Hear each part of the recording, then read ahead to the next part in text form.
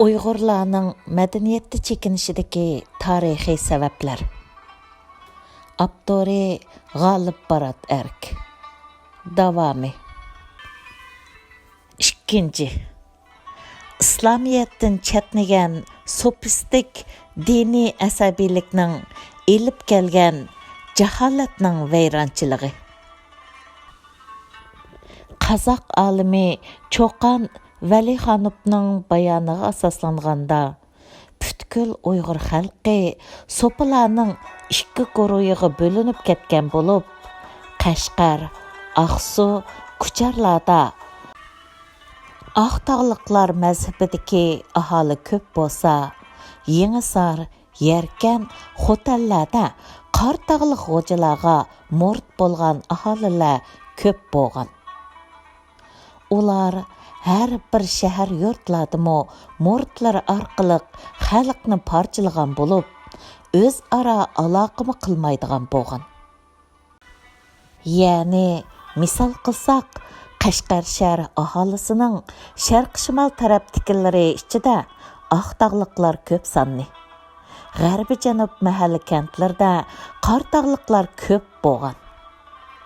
O'zaro farqlantirish uchun oq va qora taqi kelgan. Aqtog'liq va Qoratog'liq nomlarimi shuningdan kelgan. Biz tarixiy faktlardan ayni vaqtda sofizmning qanchalik yamrab ketganligini, nodon xalqning sofizmning kishanlarida ma'naviyat jihatda qandoq xaroblashganligini ko'rib boqaylik.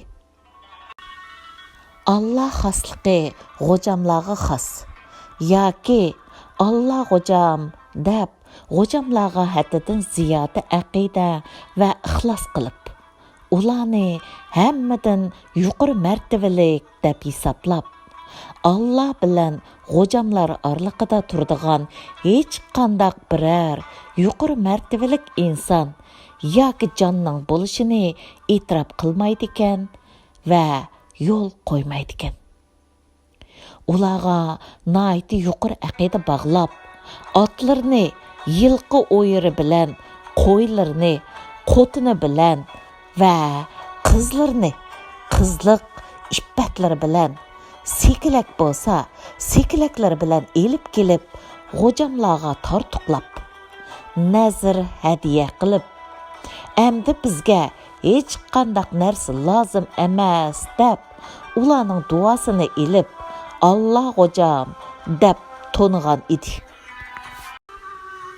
Bundan boshqa yana Tazkira-i Hidoyat qatorliq asarlardimi so'pilarning o'zlarini islom diniga muxolif, kufrlik bilan o'zlarini Allah bilan tang o'ringa qo'yib, targ'ib qilganligini bilib olaymiz.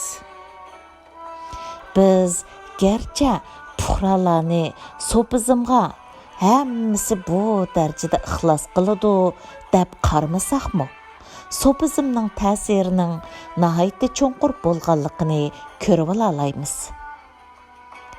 O'zlarini Allah bilan tang o'ringa qo'ygan bu so'pilar nimani targ'ib qiladi?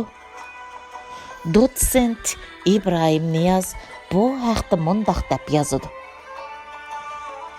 Sofizmning tub g'oyasi insonlarni tarki dunyolikqa boshlab, real dunyodan, ijtimoiy turmushdan yuz o'rib, xiyoliy dunyoda ko'radigan rohat g'amini qilishga chaqirishdan iborat.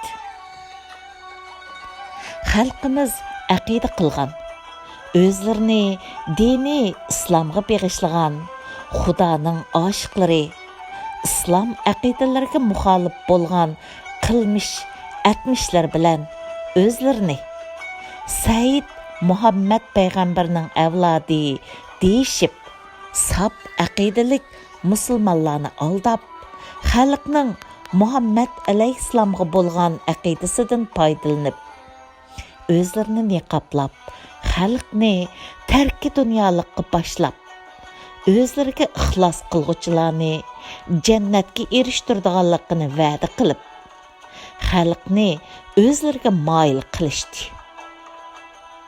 bu dunyoning yaxshiligiga muyassar bo'lolmagan xalqimiz u dunyoda jannatda bo'lsa-mu rohat ko'rishni, u dunyoda bo'lsa-mu odamdek yashashni istadi. Shunga g'o'jalarga ishinib, ularga murid bo'ldi. Sopizmning buncha kuchayib ketishida ayni davrning qalamda ham alamda yetilgan podsholari Sultan Saidxon va Sultan Abdurashidxonlarning so'pilarga murid muxlis bo'lganligimi sababchi bo'lgan edi. Ular xon sultonlarning o'zlariga murid bo'lgan fursatda siyosiy jihatdan foydalanib, ya'ni masalan muridlarning boj siliqini kechirim qilishni talab qilish, o'z muridlarini ko'paytgandek qarashlarmi bor. Xo'ja eshonlar o'zlarini haq ko'rsatish uchun suvda mang'alaymiz, o'likni tirildiralaymiz, osmonda uchalaymiz, to'pini yemak-ichmak, oltin kumushga aylantiraymiz, yomg'ir yog'diralaymiz, bir vaqtda bir qancha joyda zohir bo'lalaymiz, sut ko'shlab kasal davolaymiz, g'oyibni bilamiz, qo'l tekkizmasdan narsalarni yo'tkiyalaymiz, o'simlik va hayvonlar bilan so'zlashalaymiz deb saxta karomatlarni har xil usullar orqali tashviq qilib, har xil hiyla-mikrlarni qo'llanib, xalqni aldab, ularning aqida ishonchiga erishgandan keyin xalqimizning moddiy, ma'naviy dunyosiga hujum qildi. Natijada ular barliq Uyg'ur madaniyat meroslarini urib chaqdi, buzdi, o't qo'ydi, vayron qildi. Madaniyat aslalarini buzib, madaniyat so'rinlarini, so'piliq faoliyat so'rinlari xonaqolarga aylantirdi. Xalqning madaniyat so'rinlari, maktab, madras, kutubxonalar so'pilarning oyoq ostida vayron bo'ldi. Avomni madaniyatdan voz kechishga qistab, madaniyatni man'i qildi. Kimiki so'pilar bilan qarshilashsa, xuddi G'o'jajahon Arshi, Babaray Mashrab va Mirzashoh Mahmud Jo'ras kabi qasdga uchrab, fojialik o'ldirildi. Bu haqda Jaholat pirlari Shinjongda nomli asarda yozilgandek Appoq Xo'ja va Appoq Xo'jalar. Ya'ni biz bu yerda oqtog'liq xo'jalarni emas, qartog'liq xo'jalarni bir qatorda tunishimiz lozim. Zamonasida Qashqariyada madaniyat, ma'rif, ilm-fan, adabiyot, san'at, muzika, naqshi usul, go'zal san'at, teatr, serikchilik, tibobatchilik, matbaachilik, tarjima, xattotlik qatorliq barliq ilmiy faoliyatlarning hammasi qat'iy man'i qilib etilgan. Bundaq ishlar bilan shug'ullanuvchilar kofir, jodugar, murtadlar hisoblanib, jazoga tortilib turgan, o'ltirib etilgan.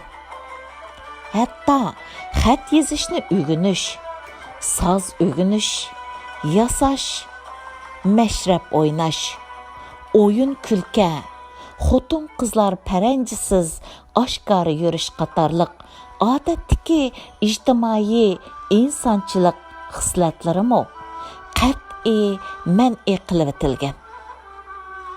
Butun jamiyatda Qur'on va hadiyatdan boshqa barliq yozilma asarlar bo'libmi milliy asarlar, xotira, namunalar ko'ydirib etilgan, yo'q qilib tashlangan.